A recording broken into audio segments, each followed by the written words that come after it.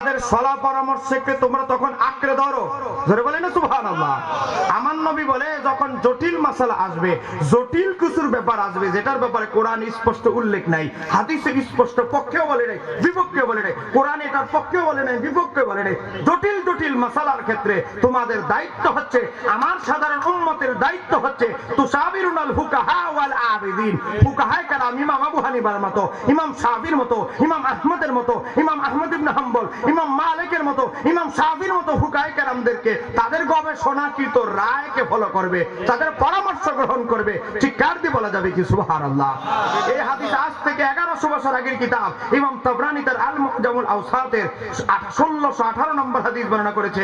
এখানে শেষ নয়, ইমাম নুরুদ্দিন হাইসামি মাজমাউ জাওয়াদের 834 নম্বর হাদিসে বলে ওয়া রিজালুহু, এই হাদিসের সমস্ত রাবী মুআসসিকুন, সমস্ত রাবী বিশ্বস্ত।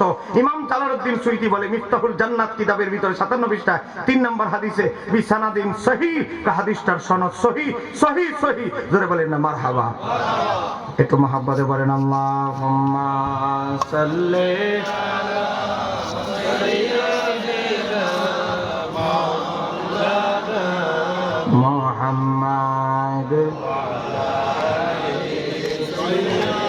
কারবালাতে পানি নাই আল্লাহুম্মা।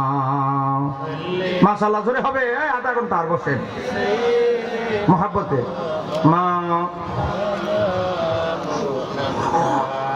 ওয়া আলা আলিহি